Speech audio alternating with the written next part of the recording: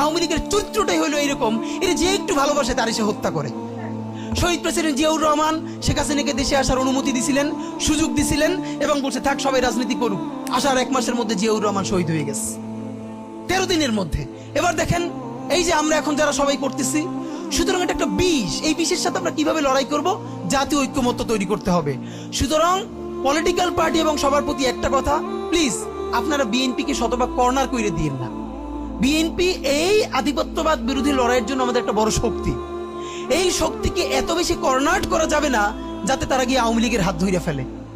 তারা যদি আওয়ামী লীগের হাত ধরে ফেলে তাহলে লড়াইটা তো আমাদের জন্য আরো কঠিন হয়ে যাবে।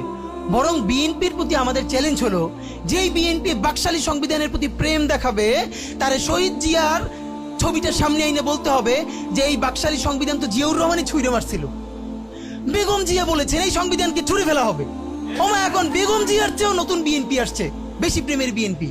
যেই শহীদ প্রেসিডেন্ট জিয়াউর রহমান ইসলামোফোবিক জায়গা থেকে বাংলাদেশের মুসলমান, বাঙালি মুসলমান সব আইডিয়াকে ধারণ করে বাংলাদেশে জাতীয়তাবাদ তৈরি করলেন।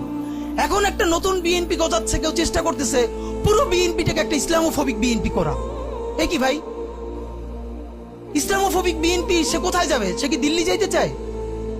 আমরা আমাদের প্রথম চ্যালেঞ্জ হলো স্বাধীনতা সার্বভৌমত্ব রক্ষার স্বার্থে এই বিএনপিকে শহীদ জিয়ার কাছেই রাখতে হবে, এই বিএনপিকে বেগম জিয়ার কাছেই রাখতে হবে। নাম্বার 2, আমাদের সামনের নির্বাচনে ম্যান্ডেট কি হবে এইটা সুস্পষ্ট। জুলাই সনদের ভিত্তিতে যদি নির্বাচন না হয়, এই নির্বাচন আপনারা চাইলে করেন, আমরা কেউ ভোট দিতে যাব না।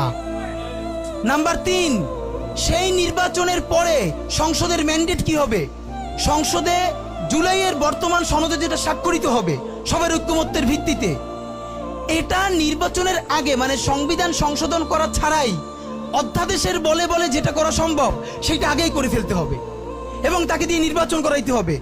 এবং আমাদের বিএনপির বন্ধুরা বলছেন 2 বছর সময় নিয়ে তারা সংসদে এইগুলো পাশ করাবেন। 2 বছর চলবে না, সর্বোচ্চ সময় 6 মাস। সংসদের প্রথম 6 মাসের মধ্যে জুলাই সনদের সমস্ত কথাগুলো সংবিধান ইনকর্পোরেট করতে হবে।